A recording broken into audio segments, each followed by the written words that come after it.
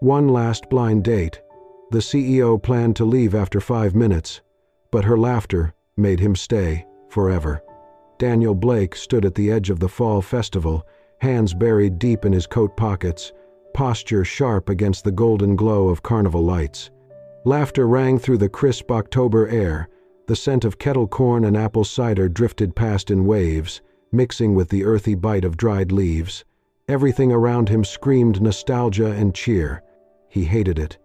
Too much noise, too much forced joy. He was only here because of his mother.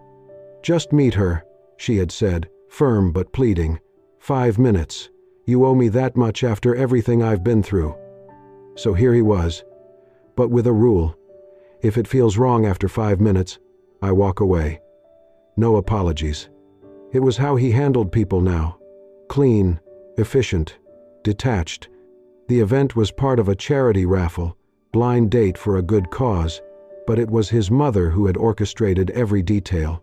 He'd expected dinner at some upscale restaurant, suits, polished floors, a wine list. Instead, this. A festival, lanterns, cotton candy. The entire evening designed around pumpkins, hay bales, and country music. He checked his watch. Then the crowd shifted, and he saw her. Hannah Pierce.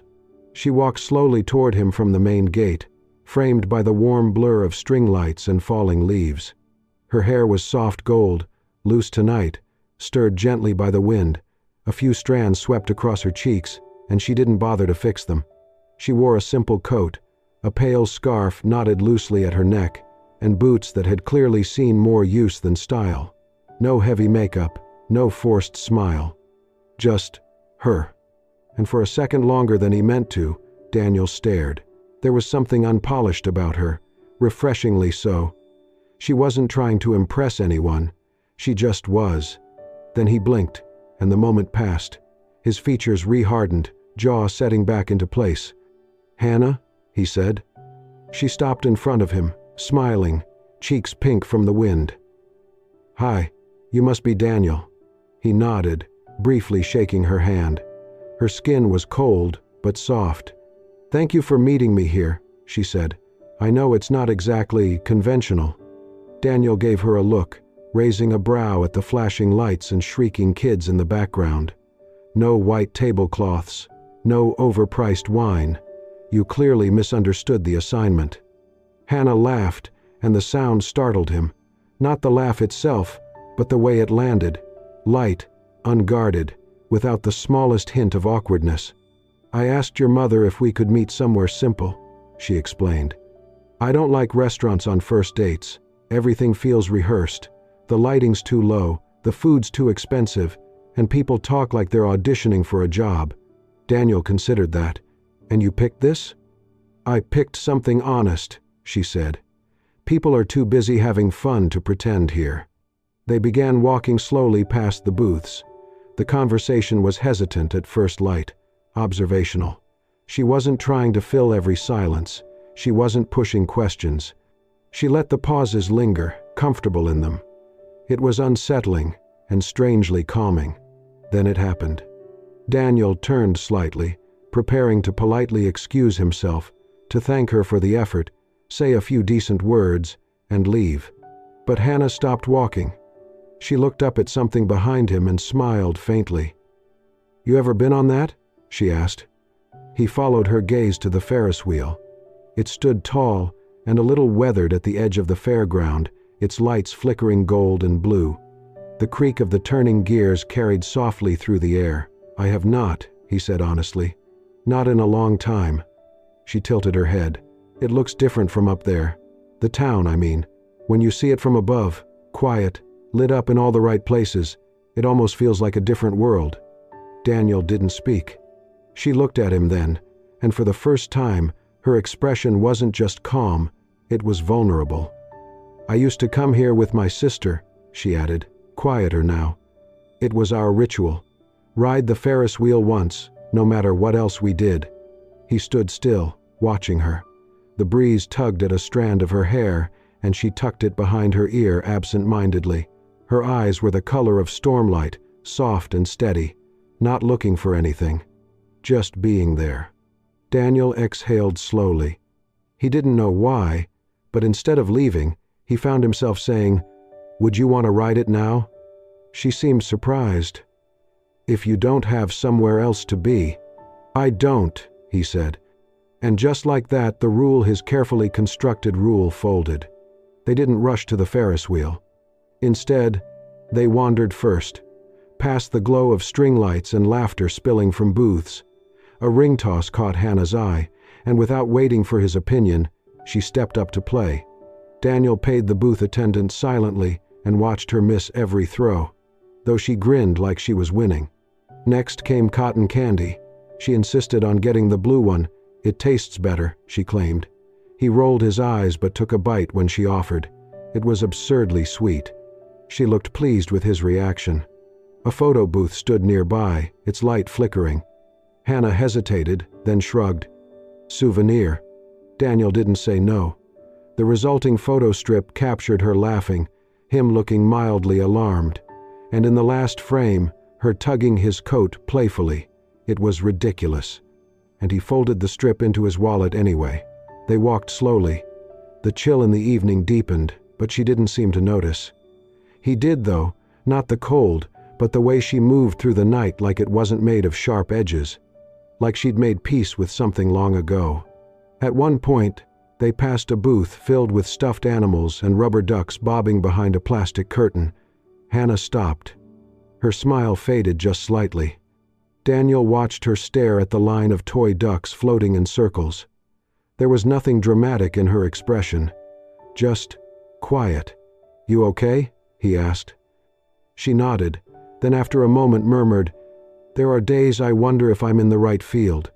Days I go home and think, maybe I'm not good enough to keep doing this." He didn't push, he didn't ask, but something in the way she said it settled heavily in his chest. Daniel picked up the toy rifle from the nearby counter and held it out to her. "This time, you don't have to save anyone. Just hit a duck." She looked at him and then, unexpectedly, laughed. It wasn't loud, it wasn't joyful, but it was real, the kind of laugh that escapes before sadness gets the last word. He smiled without meaning to. She missed her first 2 shots, hit one, and gave him a triumphant look like she'd just won a championship. And for the first time all night, Daniel stopped thinking about the time.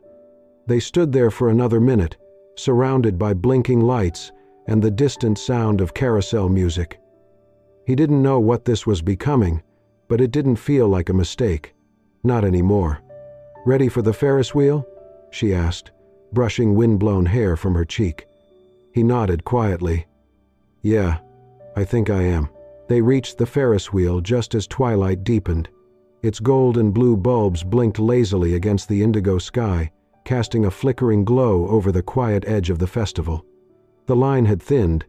Most people had moved on to louder rides, brighter distractions. Hannah hesitated at the entrance. Daniel noticed the pause. "You okay?" "I'm fine," she said, smiling, but it didn't reach her eyes. He didn't press. They stepped into the cabin. It groaned beneath them, old metal joints protesting like they remembered 1,000 rides before. The door clicked shut. As the wheel began to rise, the town slowly fell away. The blinking lights of the booths, the laughter from spinning rides, the rooftops, the trees, all of it shrinking. Hannah sat stiffly, hands in her lap, spine too straight. Daniel glanced at her. "You sure you're okay?" She nodded once, curt. Then a breeze caught the cabin, tilting it just slightly. Her hand shot out, gripping his. Daniel stilled. Her fingers were cold. She didn't look at him, just kept her eyes ahead. "I hate this," she whispered. "What? The height?" "The feeling. Suspended. No control. Like if something goes wrong, there's nothing I can do to stop it." He said nothing. She took a shaky breath. "It's the same feeling I had when we lost him." Daniel turned toward her. "The boy I mentioned," she said quietly. "The one I couldn't save. I was with him when it happened. His mom held his hand. I just stood there, watching the line go flat, frozen." Her voice cracked. "I thought I was strong. I always told myself I could handle it. But that night, I felt like a child in scrubs. Daniel didn't respond. He didn't move. He let her hold on. Then, everything went dark. The wheel lurched to a stop mid-air. Their cabin swayed. Below, every light vanished. No blinking bulbs, no music. Only the hush of wind and the faint hum of distant emergency power. Hannah stiffened beside him, clutching the edge of the seat with her free hand. "Power outage," Daniel said calmly. Still, she didn't speak. He felt her panic in the way her fingers tightened around his. Without a word, he slipped off his coat and draped it around her shoulders. Then he rested his hand back in hers. "We're okay," he murmured. "It's just a little darkness." Silence stretched. Then, her voice again, softer, steadier. "I used to believe if I worked hard enough, cared enough, I could keep people from dying." She paused. "But sometimes, you do everything right, and it still ends the same, and no one tells you how to look a mother in the eye when that happens, or how to carry it home." Daniel looked out at the town, swallowed in shadows. Then back at her. "I know that sound," he said. She turned to him. He nodded. "I used to be a surgeon." Her breath caught. "There was a man," he continued, voice low. "Dr. Reeves, my mentor. We were in the middle of a complex procedure. Something went wrong with the oxygen line. Equipment failure." He drew a slow breath. "I did everything I could. But he died. Right there. In my hands. A beat. The next morning, I quit. Walked out. I couldn't trust myself after that." Hannah's expression softened. "You blamed yourself?" "I didn't know who else to blame." Quiet again. Then she said, "Maybe saving someone isn't always about fixing it. Maybe it's about being there when they're scared, letting them feel less alone." He looked down at her hand in his. Not desperate anymore. Just warm, present. "You're doing that now," he said. "For me." She gave him a fragile smile. "And you're doing it for me, too." Above them, the stars blinked awake. The town was silent. Below, the lights flickered back on, soft at first, then brightening. The wheel hummed. The ride resumed. But neither of them moved. Their hands remained linked. Her head leaned gently against his shoulder. And as the town glowed again beneath them, cotton candy stands, lanterns, music echoing faintly, something else had shifted too. Not the world. Just the space between two people. And for once, it didn't feel like falling. It felt like holding on. The Ferris wheel ride ended slower than it began, like even the old machine understood something fragile had just unfolded. When the cabin finally touched ground, neither Hannah nor Daniel spoke. They simply stepped out in silence, the moment between them still hanging in the crisp night air. The lights of the fairground were blinking back to life, games buzzing, carousels spinning, voices rising again like a soundtrack restarting after a long pause. They walked quietly for a few moments, not speaking. Then Daniel gestured to an empty wooden bench just off the path, away from the lights and noise. Hannah nodded, and they sat. From where they were, the entire fair stretched before them, glowing and humming like a warm memory still being made. Daniel checked his watch without really meaning to. His brow lifted slightly. Hannah noticed. "Is it later than you expected?" He gave a soft exhale, not quite a laugh. "Let's just say I broke my own rule tonight." She tilted her head. "What rule?" He glanced sideways at her, a smile tugging the edge of his mouth. 5 minutes. That's all I gave myself for blind dates." Hannah smiled, tugging her scarf tighter. The breeze had picked up, brushing strands of her hair across her cheek. "Guess I should apologize then." Daniel turned to her fully. "You shouldn't." A pause. She looked down at her hands in her lap. "I know I'm not the kind of person people expect to find in your world." He blinked. "My world?" "You know what I mean. Hospitals with marble lobbies, boardrooms, glass elevators. You probably don't meet many nurses who still use coupons and eat cafeteria jello on double shifts." Daniel leaned forward slightly, resting his elbows on his knees. You say that like it's something to apologize for. It's not. It's just reality. He was quiet for a moment. Then, softly, you didn't just keep me longer than 5 minutes, Hannah. You kept my mind from wandering, and lately that's harder than you think. That made her smile, small and honest. They sat like that a while longer, not needing to say more. Eventually, Hannah glanced at the Ferris wheel again, now spinning slowly under full light, the cabins filling with new voices and laughter. It's strange, she murmured. Something about being up there made everything feel smaller, not in a bad way, just clearer. Daniel followed her gaze. Perspective tends to do that. She looked back at him. Thank you. For what? For staying. He didn't answer right away, just nodded. Then she stood, brushing her hands on her coat. I should go. Early shift tomorrow. He rose too. I'll walk you out. They strolled in silence, the warm gold of the overhead string lights painting the pavement with moving shadows. At the edge of the festival, she turned to face him. Well, she said with a small smile. This was unexpected. He nodded, in a good way. She hesitated, then extended her hand. Good night, Daniel. He took it gently. Good night, Hannah. She started to walk away, slow and steady. He stood there, watching her go, hands in his pockets. She reached the corner, then, almost imperceptibly, turned back. He hadn't moved. Their eyes met. She gave him the faintest smile before turning again and disappearing into the street beyond. Daniel turned to head the other way, only to pause at the bench where they had sat. Something pale was draped across the wood. A scarf. Her scarf. He picked it up, running a thumb over the soft fabric. It still smelled faintly like her vanilla, lavender, wind. He folded it carefully, tucked it under his arm, and walked into the night with something almost like hope tugging gently at his chest. Not a promise. Not yet. But maybe, just maybe, not the end.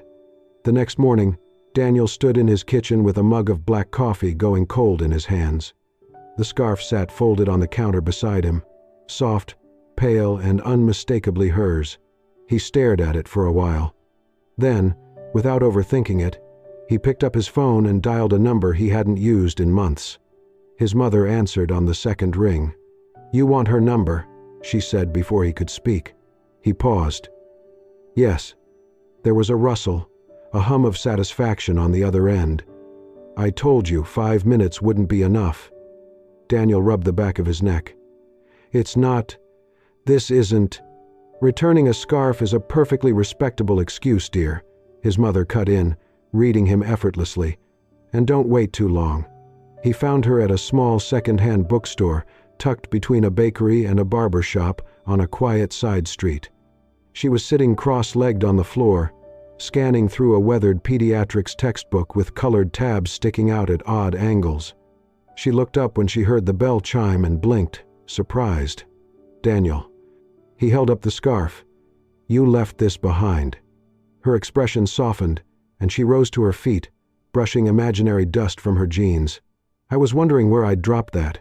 He handed it over, their fingers brushing for a second too long. I didn't expect to see you again, she said, not accusing, just honest. I didn't plan to, he replied, but then I did. A pause. Want to help me carry some of these? She asked casually, gesturing to the stack of books next to her. I'm hunting for old editions. Some of my patients respond better when the pictures look hand-drawn, not glossy and perfect. He nodded, and they fell into step. It wasn't a date, but it felt like something more than a coincidence. They ended up in a sunlit corner of the shop, books between them, laughter spilling occasionally between quiet moments. This time there was no pretense, no timer ticking. She told him about her routines, about the children she worked with, and about how healing, real healing, was often about holding a hand more than fixing a symptom. At one point she looked at him and asked, "Why run a hospital if you don't believe in saving people anymore?" Daniel leaned back slightly, considering. "Maybe because you were right," he said slowly. "Healing doesn't always mean surgery or big wins. Sometimes it's just building a place where people are allowed to try." Hannah held his gaze for a moment longer, then smiled. "I think that counts." A week later, Hannah returned to her hospital and was called into a staff meeting. The energy in the room was different, hopeful. One of the administrators announced that a special fund had just come through, a full renovation grant for the pediatric unit. Updated equipment, new comfort furniture for families, art therapy supplies, a private space for grieving parents. Anonymous donor, the administrator said, didn't want naming rights, just said it was in honor of the nurses who don't get enough credit. Hannah felt her breath hitch. She said nothing, but her mind went straight to a man in a quiet bookstore, gently thumbing through a medical book he no longer practiced from. Later that day, she walked past the pediatric ward, her old hallway, and saw construction tape marking where the new comfort room would be built. And beside it, a simple temporary sign taped to the wall in plain black letters. "Coming soon. A space for healing." She didn't need to ask who had written the words. She touched the edge of the paper with her fingertips and whispered to no one. "You're still saving people, Daniel, just differently." And maybe, she thought as she walked away, just maybe, so was she. The gala sparkled with crystal chandeliers and polished silverware, the kind of night where everyone spoke a little too loudly and laughed a little too perfectly. Daniel had attended countless events like this, donor dinners, award ceremonies, investment announcements, but this one felt different, because Hannah was coming. He had invited her carefully, deliberately, not because he needed to show her off, but because he genuinely wanted her beside him. It was the first time he'd ever brought someone outside his world into the heart of it, and a part of him was nervous. But he had made a choice. Tonight, he wanted her to know she belonged, wherever he was. When Hannah arrived, she stood at the top of the grand staircase for a moment, scanning the room. She wore a navy dress, elegant but simple, her blonde hair pulled low at the nape of her neck, no jewelry except a slim silver bracelet. She looked calm, but Daniel saw her hesitation. He moved through the crowd quickly to meet her and took her hand without waiting. "You look beautiful," he said. "And tonight, you're the person I most want standing beside me." No titles, no expectations. Her eyes softened at his words, and she smiled, but there was still a quiet uncertainty beneath it. He didn't let go of her hand as they walked into the ballroom. At first, everything went smoothly. They mingled, sipped champagne, and listened to short speeches. Daniel introduced her simply as Hannah, never explaining, never qualifying. But the questions came anyway. A woman in a sleek red gown and expensive heels, a renowned cardiac surgeon, tilted her head and asked, "Are you one of the research fellows, or public relations?" Hannah answered evenly, "I was in pediatrics.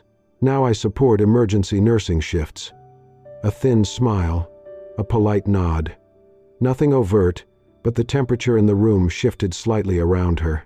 Later, as they passed a pair of men near the silent auction table, one of them leaned in to whisper to the other, just loud enough for Hannah to catch. "If Blake's really getting serious, I'd expect at least a medical director or some Harvard genius, not a floor nurse." She stood still for a beat, her wine glass trembling slightly in her hand. Daniel, across the room giving a short statement to the press, didn't see her expression falter. When he returned, his eyes found hers immediately. "Everything okay?" he asked gently.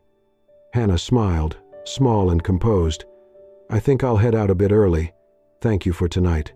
He reached for her arm, gently stopping her. "Did something happen?" She hesitated, then met his gaze, her voice quiet but firm. "You're a good man, Daniel, but I don't know if I'm strong enough to keep proving I deserve to be in rooms like this. Not when every look, every word, feels like I'm being measured against a scale I never agreed to." Daniel froze, unsure how to respond. "I'm tired of feeling like I have to earn the right to be seen," she added. He watched her turn and walk toward the exit. Her scarf slipped from her shoulder as she moved, trailing behind like a forgotten whisper. She didn't look back. That night, Daniel tried to call. No answer. He texted once. Then again. Still nothing. The next morning, he showed up at the hospital, but she had transferred her shifts to the emergency department. A nurse at the front desk gave him a pointed look when he asked for Hannah. "She's busy," the nurse said coolly. "Maybe it's best if you let her be." Daniel returned to his office, sat at his desk in silence, and opened the drawer where he kept the drawing he'd taken from the pediatric ward weeks ago. A child's crayon sketch of a nurse with bright yellow hair and a glowing pair of hands. "She has magic hands," the child had written in shaky letters. "She makes people feel better." Daniel stared at it for a long time. How, he wondered, could someone capable of healing everyone else believe she wasn't worthy of being loved? And why, for the first time in years, did he feel completely powerless to fix it? 3 weeks had passed since the gala. No calls, no texts, just silence. Daniel had replayed that night in his mind more times than he could count. The way Hannah had smiled despite the sting in her eyes. The way she had walked away without her scarf, without a second glance. Her words haunted him. "I'm not sure I'm strong enough to stand beside you in a world like this." He had built that world, brick by brick, walls of logic, gates of status. And now, for the first time, he wished he could tear it down. One rainy Tuesday, he found himself walking past the small cafe near the hospital, the one with old armchairs and books piled in the corners. Hannah used to stop there for tea after her shifts. He stepped inside, scanning the space, but she wasn't there. Instead, his eyes landed on a wooden plaque above the counter. It read, "To the nurses of the ER, the quiet heroes we forget to thank." He stood still for a long time. Then he turned around, walked out, and made a decision he hadn't made in years. The next morning at St. Vincent's emergency department was chaos. Flu season, a city-wide bus accident, short staff. Everyone moved like clockwork, running on caffeine and adrenaline. Hannah had barely slept. Her bun was loose, her scrub top slightly wrinkled, and her hands smelled faintly of antiseptic. She was writing notes on a chart when a voice behind her said, "I brought coffee and pastries, and if it's all right, I can help with bandaging today." She turned and froze. Daniel stood there in rolled up sleeves, no blazer, no tie, just a man holding 2 trays of coffee and a paper bag filled with pastries. His smile was tentative, his eyes steady. "Daniel," she breathed, "what are you doing here?" "I can't change the world I live in overnight," he said, his voice quiet, measured. "But I can walk into yours, and if you'll let me, I'd like to stay in it, longer than 5 minutes this time." The room fell still. Dr. Wallace, an older physician walking by, gave Daniel a knowing pat on the shoulder. "Welcome back to the ER, Blake." A younger nurse nudged her colleague. "Is that the CEO? Wait, he knows how to wrap a wrist?" Hannah let out a small, surprised laugh, soft and genuine.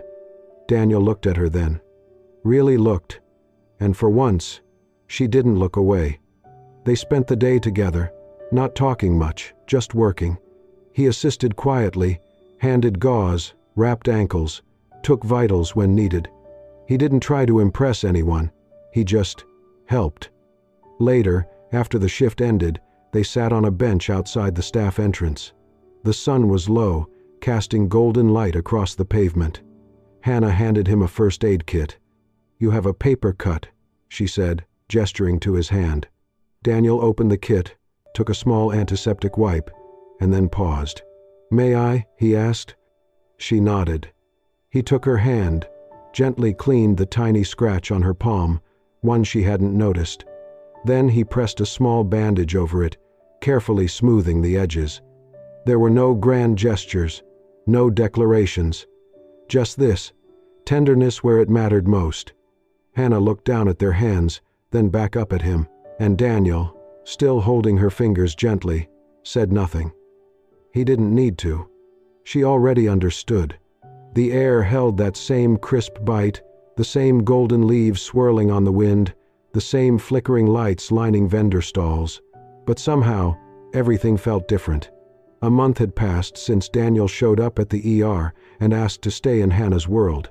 Now the fall festival had returned, like it always did, with its warm cider, soft music, and the gentle hum of the Ferris wheel rising into the dusk. Hannah was just finishing her shift when her phone buzzed. She slipped it from her coat pocket. A message from Daniel.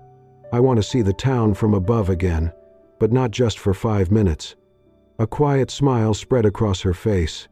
That evening, as the sun dipped low behind the rooftops, Hannah walked toward the fairgrounds.